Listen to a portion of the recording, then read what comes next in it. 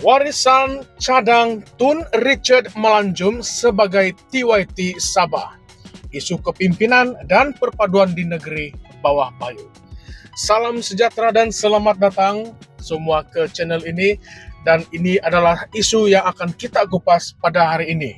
Parti Warisan mencadangkan bekas Ketua Hakim Negara Tun Richard Melanjum sebagai calon tuan yang terutama atau TYT yang dipertua negeri Sabah yang baru.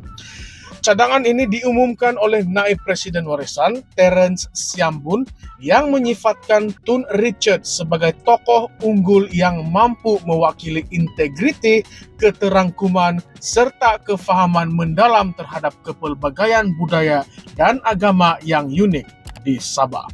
Menurut Terence, pelantikan Tun Richard bukan sahaja memenuhi harapan rakyat Sabah untuk kepimpinan yang adil dan inklusif, tetapi juga mencerminkan keunikan Sabah sebagai negeri yang kaya dengan kepelbagaian budaya, agama, dan adat resam.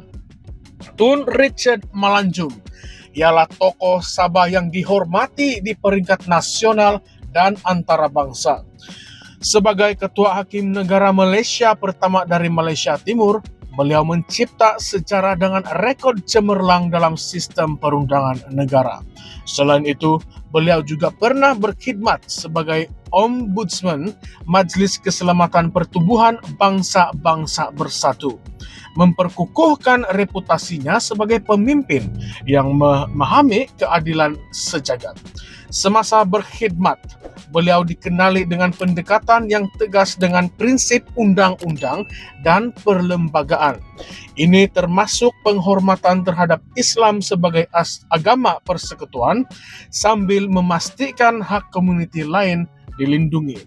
Dalam konteks ini, cadangan warisan untuk melantik beliau sebagai TYT Sabah dilihat sebagai langkah strategik yang menonjolkan kredibiliti beliau sebagai pemimpin inklusif yang memahami cabaran dan aspirasi rakyat Sabah. Terence turut menegaskan bahwa cadangan ini sama sekali tidak menjejaskan kedudukan Islam di Sabah yang dijamin oleh Perlembagaan Persekutuan.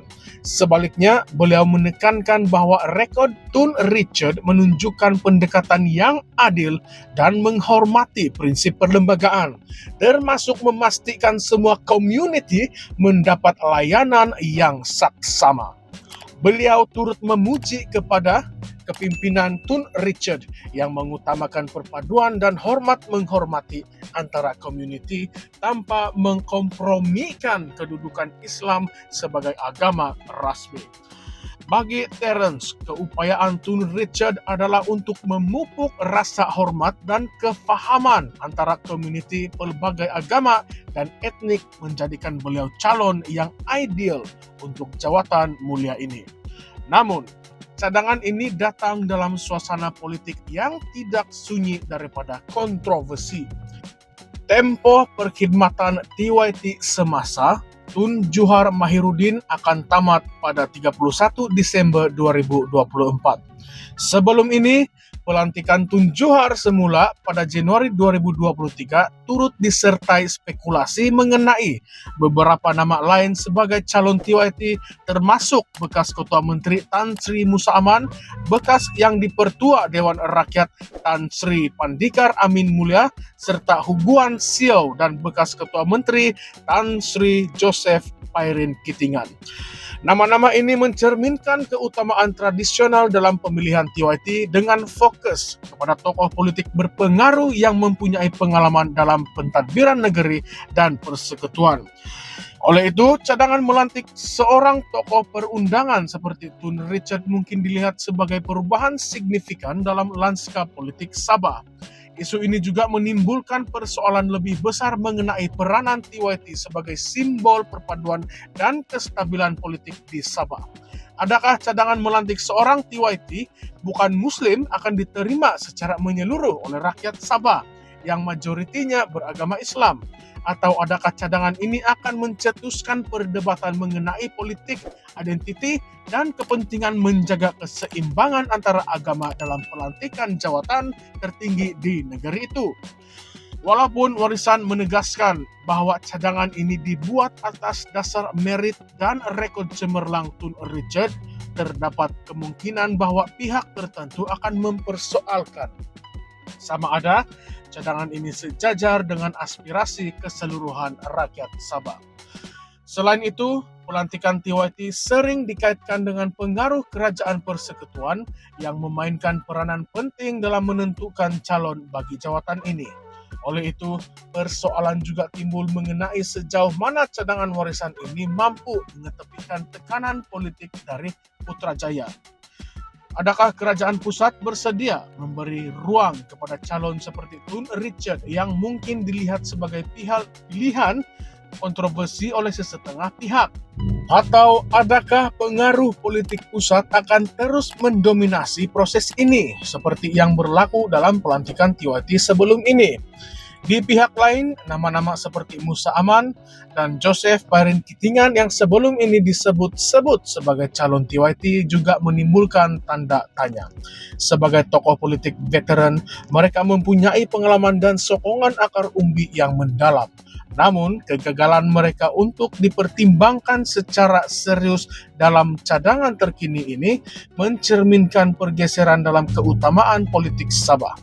Adakah ini menunjukkan rakyat Sabah melakukan perubahan dalam kepimpinan simbolik negeri, atau adakah ini sekadar langkah taktikal oleh warisan untuk memperkukuh kedudukannya sebagai parti yang mewakili kepelbagaian Sabah? Cadangan ini turut membuka pintu kepada perbincangan yang lebih mendalam mengenai masa depan Sabah sebagai negeri yang unik dari segi budaya dan politik.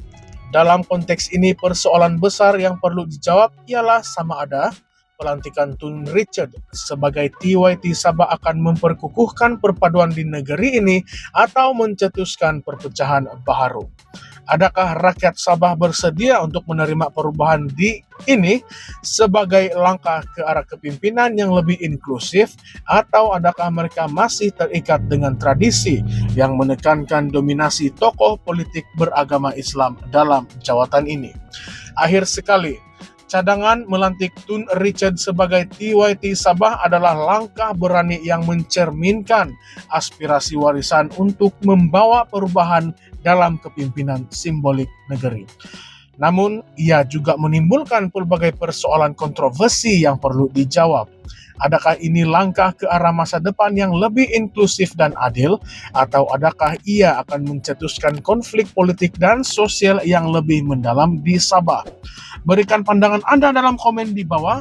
Adakah Sabah bersedia untuk melangkah ke arah perubahan ini, atau adakah kita masih perlu mempertimbangkan isu-isu tradisional dalam pemilihan pemimpin simbolik negeri? Jangan lupa untuk share, like, dan subscribe Current Spear MY untuk perbincangan lanjut. Sekian semua, terima kasih.